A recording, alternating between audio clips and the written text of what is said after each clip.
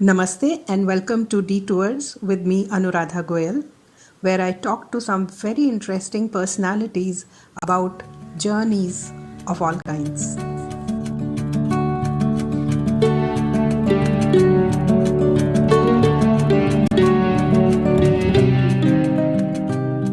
Today, we have a very different view of looking at the world. We are going to speak to a poet who has seen the world through the eyes of the poetry that describes it. So we have Abhay Kumarji, who is professionally a diplomat, currently posted as an ambassador to Madagascar and Comoros Islands. But I know him more as a poet, a prolific poet who not just writes poetry, but also brings together poetry from around the world. His first book that I read in bits and pieces is called Capitals, and it has poems about all the capital cities in the world, about 193 of them. And when I was reading that book, I must admit that I did not know half the names. And that kind of gave me the enormity of the task of actually reaching out to each of those capital cities and then collecting the poetry describing that city and then putting it together. So I'm really excited to talk to Abhay Kumarji about his journey of poetry and the destinations. So Abhayji, welcome to Detours. Thank you, Anuradha ji, for having me on Detours. I am delighted to know you as a writer. I think we met in Goa. Yes, we met at a Lit Fest. I follow you and your work. You have done superb job of putting together the sites of various interest in India on IndiTales. That's really a commendable initiative. Thank you so much. So let us talk about capitals first. How did you conceive the idea and how did you pick up poems? How did you connect with the poets and the poetry community of the places you mentioned? How did you compile such a huge compilation? So the idea of capitals comes from our own Vasudhaiva Kutumbkam, right? Which is the whole world is a family. So when I realized that the capital cities across the world are more connected with each other than the capital city of a country is connected with the rural areas. So this observation that the information flow, the travels, the tourists, the exchange between or among these capital cities is much more intense. So so there is a kind of network across our planet among the capital cities. It's when I realized that it takes less time to reach from Delhi to Moscow than Delhi to Patna, Right. So, or my home in Nalanda. So it's I found that there's a connection among the capital cities which must be brought out. And also they are the power centers of the world in a way. Exactly. Capitals are, they are also the highest achievements in terms of art and architecture. Some of them are also financial capitals. But of course, the political power is there. That's why they are known as capitals. So capitals are at the heart of the change, we want to see in the world. They're also privileged places in a way. Exactly. So to link them all together through poetry, I thought that I could do an anthology of poetry on capital cities and link them, create a poetic connection among them, and also see how writers and the poets they feel about their capital cities. Uh, Sometimes, most of the tourists, they only read the guides, the tourist guides, and only get to know the outer features or the external features of the capitals. Poetry brings out something else. It brings out the inner side of a capital city and how a poet feels about it. So it's not only the touristic portrait, but also the experience of living, the lived experiences. Hmm. And if I can say, some of them are also journeys of these cities. Yes. I mean, I could not find any such anthology, so I thought that I should do that, uh, because I feel that the whole planet is one organically, and our true home, and to bring the world together through poetry. The best way to begin that exercise is to connect the capital cities first. Right. So practically, how difficult or challenging was this? This was almost impossible task because I had no idea about the poets of the other countries. I knew only Indian poets, and then the poets I knew, I started asking them that if they know poets from other countries, and if they can introduce me to some of those. So most of the poets, there is also problem of connectivity, in the sense that some parts of the world are more connected to each other than other parts of the world. So for example, the European poets knew the American poets, and the American poets knew the European ones, but hardly anyone knew the East Asian poets or African poets. uh, so even the most networked poets they did not know about the poets in Africa.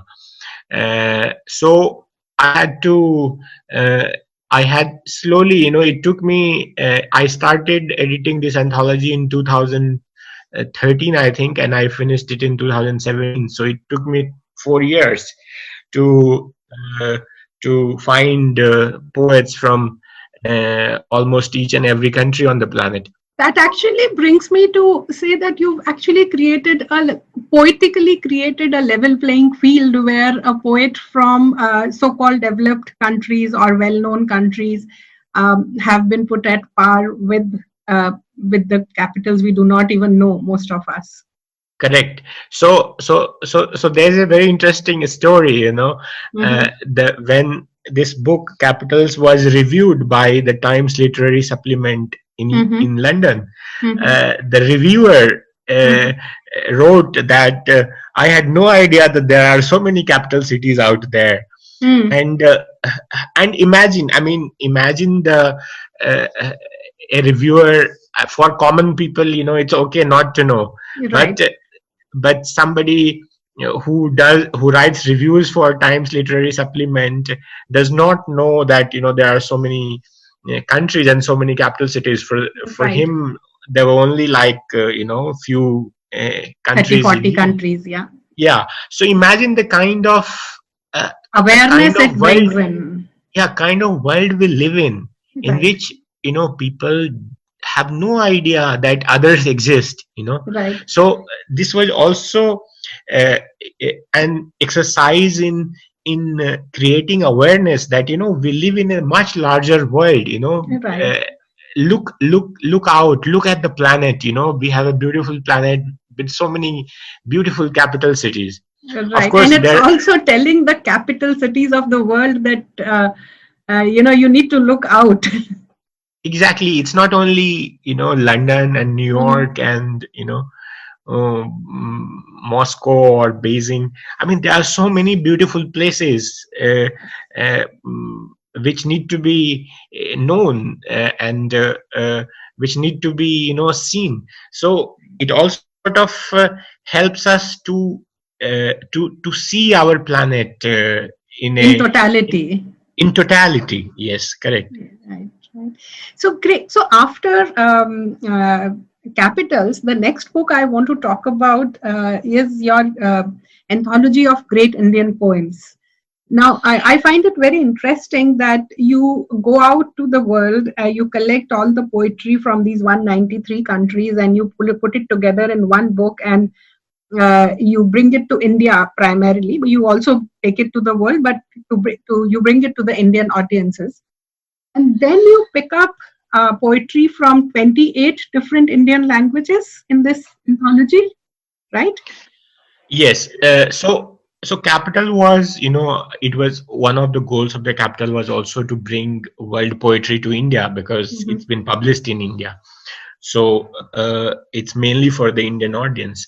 So so the idea was to bring the world poetry to India, and then as a sequel, I thought that the world should also know more about Indian poetry, because when people talk about Indian poetry, they mostly think of poetry published in English, or maybe one or two translations, right, which have been done. But but for me also, I wanted to know more about Indian poetry, and poetry particularly from various Indian languages. It was a curiosity for me. So I remember, once I was in Sikkim, and in Gangtok, I ran into a bookshop. That time I was posted in Nepal, and I was visiting Sikkim. So and I saw that they had some interesting poetry books, so I bought about 20 of those books. And then these books had, there were various anthologies which had been done before. So I started reading. I read a lot of Indian poetry from various languages, translated into English. And I found that I really like Indian poetry translated into English from various Indian languages.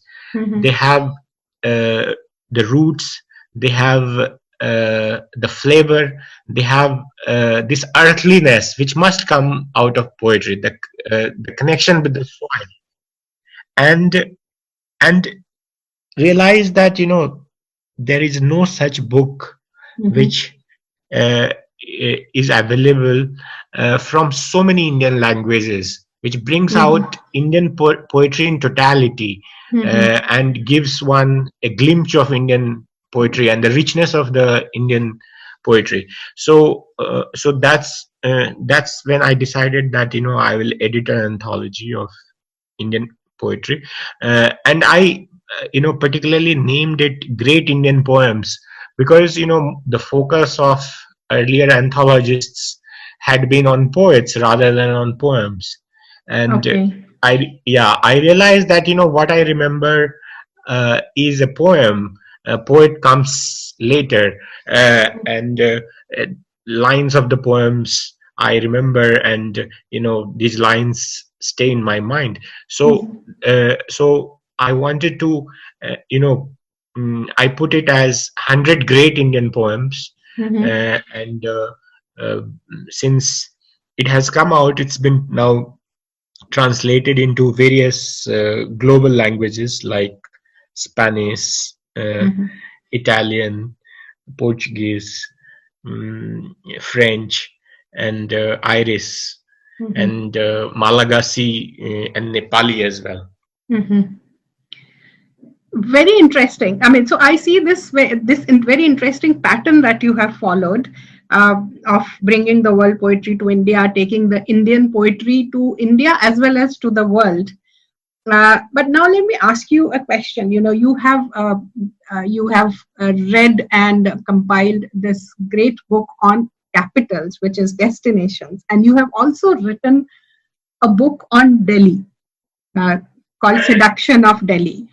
Now, typically, when you think of Delhi, you really don't think of too much of poetry, Although I think I have, when it's one of the cities that I have written a poem on. I don't know if I shared it with you ever, but it happened at some moment. But Delhi is not typically that you really think of as a very poetic city as it exists today. So how did you come out with this book on Delhi? So Delhi, I came to Delhi in 1997, and I studied at Delhi University and then at Jawaharlal Nehru University, and then I left, for Moscow when I joined the Indian Foreign Service.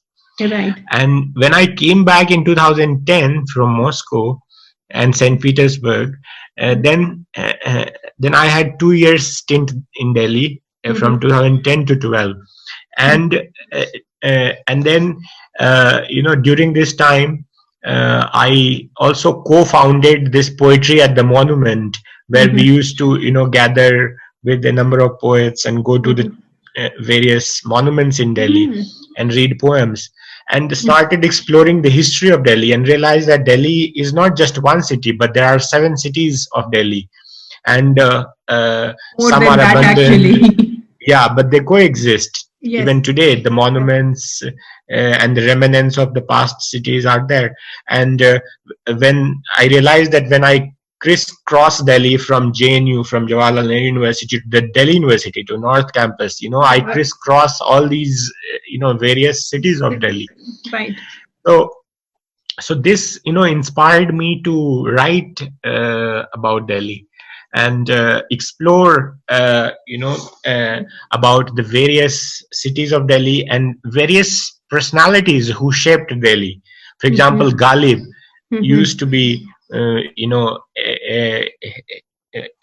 poet, right. 18th century poet who is alive even today in terms of, he sells more poetry books than any other contemporary poet. Even Rahim for that matter, or Khusro for that matter. Or Khusro, for example, Rahim. Yes.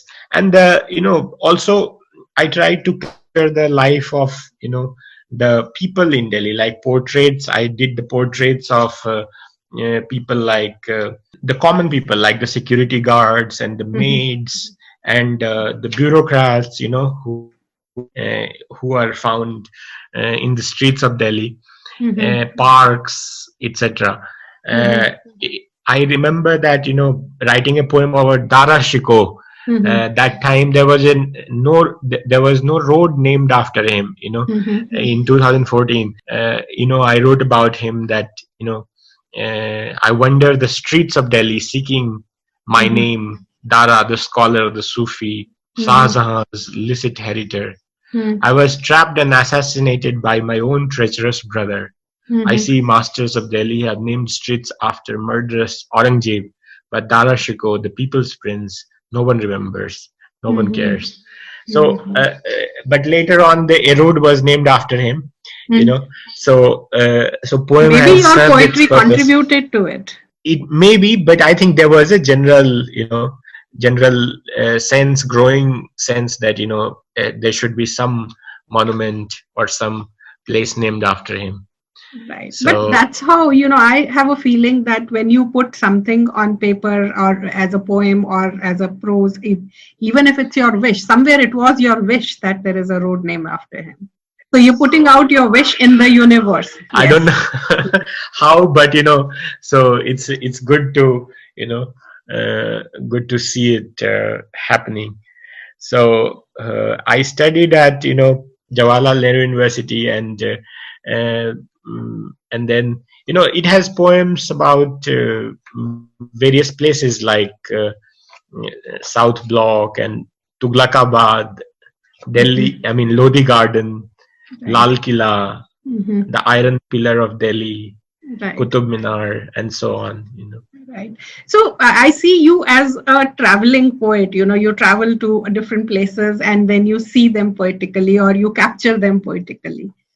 Right. You literally painting the places through your poetry, and you also connect with the rest of the poets who write on a similar pattern. Correct.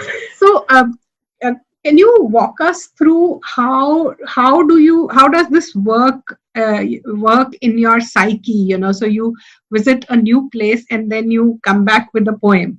How does it work? How do you paint a place poetically? So, I read about the place and see what is the history associated with it, what are the mythology or legends or superstitions associated with that place. And then when I visit that place, how I feel, my own experience, and then I mix all these together and and write a poem. For example, I'll read a poem about called Alai Minar. Yeah. Okay. Unfinished emblem of human ambition, unquenched thirst of an earnest emperor. I could not become the Qutub's rival. So I also try to personify these places in the sense that you make put them life speak. into them, yeah, and they speak make them feel that how does the Alai Minar feel, from a as if it was living, how it would feel. For example, there's a poem about joke. So for our listeners, I'll just tell that Alai Minar is a minar in the Qutub complex, which was supposed to be built even taller than Qutub Minar. Yes, double the size of the Qutub Minar. Yes. Sorry, yes. Come back. Yeah. So, for example, there's a restaurant called Parikrama. Right. Antariksh Bhavan. You might have visited that. Yes. And here is a poem. My eternal city. Every midnight I see you with my clear eyes. Cherish your contours. Relish your changing skyline, growing, shrinking. Your simmering lights, your shades of darkness. I sense your changing mood, your lingering lust for blood and wealth, and your deadliest addiction, power. So I try to use these places as a witness. Right. Here is a poem about the Iron Pillar of Delhi, which is in the Qutub complex. Yes. It says, the Iron Pillar of Delhi, symbol of a sultan's conquest of Hindustan, weathering the tides of time. Emperors arrived and vanished, all vainglorious during their reigns. I alone survived to tell their forgotten tales. Beautiful. You bring out the eternity of Delhi in this way, or the eternity of the things we build. Sometimes they live far longer than we live. Right. So our lives are short, but these monuments, they live for much longer time, and they witness, what's happening. For example, there is a poem about Sher Mandal. Right. I betrayed a rushing emperor to his evening prayers on a chilly January winter. He came tumbling down the stairs and breathed his last. Right. Once the pleasure pavilion of Sher Shah, Humayun's library, now merely an abandoned abode of graffiti lovers, scribbling the names of their beloveds on my ancient walls in hope of immortal love. Beautiful. Now that brings me to the next question. That I know that you're the first person to write a poem on Brasilia, the new capital of Brazil, where you were posted. Right. And so let me ask you a question. Do you think some places are more poetic than the other, or it's a myth? Well, when we say poetic, it's very subjective. Poetic is generally this sense of lyricism and a sense of beauty. When we say poetic, flow. So I think it depends on the eye of the beholder and how we see it. For example, one can write a poem on ruins and one can write a poem on a mall, which is shiny and gaudy, so so it's not really, I think each place or each thing can lend itself to poetry. It depends on the poet, it depends on the observer. How do we see that place? Okay, but then some places do get written about far more than the others. That is true. It's because people want to write more about things they like, and also thinking of the audience, that what the audience likes. So it's not something that comes naturally, it's more based on demand. It's an effort, poetry comes naturally, like when you see daffodils, and when you see the moon, these are like they automatically lend themselves to poetry. Right. But there is also, to make a poem actually, the meaning of a poem is to make, the word poem means to make. But what does it mean in, when we say kavita or kavya? Kavita or kavya, it's a sense of, it gives you a sense of flow, yes. Lyricism, beauty, metaphors, all these things. कविता का ये सब इसमें सारी चीजें इसमें सम्मिलित होती हैं. Right. So Brasilia is, it's a beautiful city, Brasilia was built based on a dream by a saint. Somebody, a saint called Don Bosco, he dreamed about, in his dreams he saw a place, and this is how I wrote a poem about Brasilia, and it begins: between parallels 15 and 20, around a lake which shall be formed, a great civilization will thrive, and that will be the promised land. It's a dream by Don Bosco, an Italian saint. And many decades later, somebody thought that, the dream must be made true, and they set up, or they started building the city of Brasilia. So a city which comes out of dream should also be poetic. Right. Right. But you have the honor of being its first poet.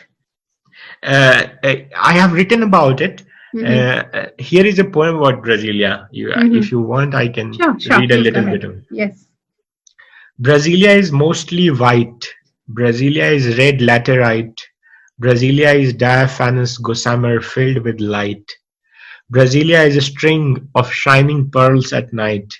Brasilia is an exotic Turkish delight. Brasilia is a coiled serpent ready to bite. Brasilia is a village passing as a city. Brasilia is an expression in supernatural geometry. Brasilia is Italo Calvino's invisible city. Brasilia is a prophecy of dawn. Brasilia is a poem carved in stone. Brasilia is a song of Carlos Drummond. It goes on, so it's a long poem. So I'll probably read it. So I will wrap it up by asking you to please recite your Earth Anthem, which is again connecting the world through a common vision, and it is one of the most translated works of yours. Right. So Earth Anthem also comes from the vision of Vasudhaiva Kutumbkam. All the capitals, great Indian poems, everything I do comes from this vision of Vasudhaiva Kutumbkam. Right. And my urge and my endeavor to bring our global family together. Right. And you are in a perfect profession to do that. Yes. Through diplomacy and through poetry. So poetry, for example, so I wrote Earth Anthem in 2008, inspired by an image of which is called blue marble. It was the first image of the Earth taken from the space. Right. And and the thought of Vasudhaiva Kutumbkam. Okay. And the Earth Anthem begins, it has 10 lines, and it's been now translated into over 50 languages. Right. And has been composed by Dr. L. Subramaniam and sung by Kavita Krishnamurthy ji. And it has also been performed, by the National Symphony Orchestra of Brazil, and also of it was performed in Amsterdam last year. Right. And it's used by several schools across the world to celebrate World Environment Day and Earth Day. Wow. Recently, this year, it was on the Earth Day, it was played by the United Nations to celebrate that day. And also played by the BBC on Earth Day. So it's our cosmic oasis, cosmic blue pearl, the most beautiful planet in the universe. All the continents and all the oceans, united we stand as flora and fauna. United we stand as species of one earth. Diverse cultures, beliefs and ways, we are humans. Earth is our home. All the people and all the nations, one for all and all for one. United we unfurl the blue marble flag. Very beautiful. One for all and all for one. That's basically what Vasudhaiva Kutumbkam means. We all belong to everybody and everybody belongs to us. Correct. And today we cannot fight the global pandemic without having this vision. Even a single person remains infected, all of us are at risk. In fact, so in a way, COVID is also giving us the same message. Yes. So this is the truth, if we look around, the truth is that, we have one planet and we have one big human family, and we have millions of species living with us, and we must, stay together. Interdependence is very important for all of us. Right. That's why, I would like to, end it with our thinking, which is Sarve Bhavantu Sukhina, Sarve Santu Niramaya, Sarve Bhadrani Pashyantu, Ma Kaschit Dukkha Bhavavit. Great. Abhay, I will actually wrap it up by saying that you come from Nalanda. And yes, I see that you are somewhere carrying that gene of Nalanda in you, where it was the fountainhead of knowledge for the rest of the world, but it also attracted the world to itself. And correct. So I see you as a seed of Nalanda, surviving from those days, who's also sprouted from the Nalanda Bhumi. So so I see you carrying forward that legacy of Nalanda. So I don't see it as a surprise that you do what you do, because it's the Nalanda's, Nalanda ka pani, hawa. Nalanda consciousness. Nalanda consciousness is making you do this, and we need a lot more of it. I can go on asking you a lot of questions. I always have a lot of questions for you. But we'll wrap up this edition with this. Thank you so much for coming. Thank you so much for having me. Very kind of you. Namaste. Namaskar. Thank you. Thank you for joining us on Detours. You can also join us on Instagram, Facebook, and Twitter. Our handle is IndiTales, IndiTales. See you soon.